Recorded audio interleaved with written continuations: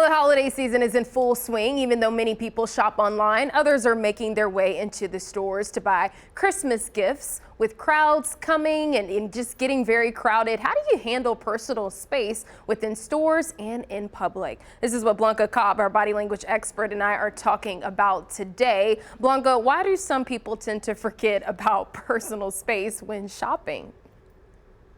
What happens is people have schedules, which means that they have tunnel vision and they're concentrating on what they need to get, that they're really not thinking about other people at that moment. And so they're more focused on getting their item, and they get too close to somebody. Majority of the time it's by accident, not on purpose.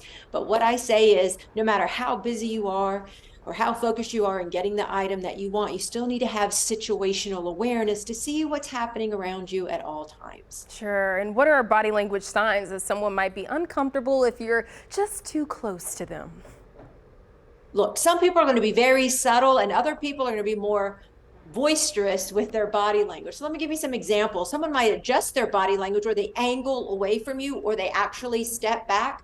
Others might show some facial tension. You can see the jaw, you can see the furrowing in the eyebrows, you can see some tension in the shoulders and the neck, possibly in their hands also.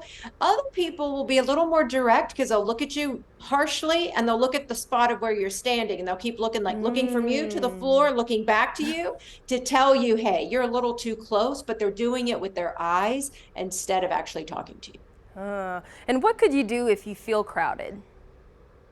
If you feel crowded, you can give your own nonverbal cues. And what I say is just, as I said earlier, some people are just so focused, they're not paying attention to what's happening around them. You can give them some space. You can back up. But there's a difference if you just take a subtle step back versus if you're being, like dramatic and stomping your feet. So it sends a different message non-verbally. Also, you can turn your back to somebody. Let's say they're over here. You can actually turn your back to them. That gives them the subtle hint. Also, if you have an object, let's say you have a shopping bag, your handbag, your jacket, you can actually use that as a physical barrier between you and the other person to give some simulation of space. People will pick up on that cue sometimes.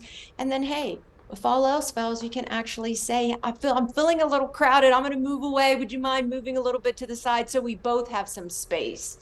And that seems to be effective as well. Yeah, good advice there, Blanca. Thank you. You can continue the conversation with Blanca on her Facebook page, Body Language Expert.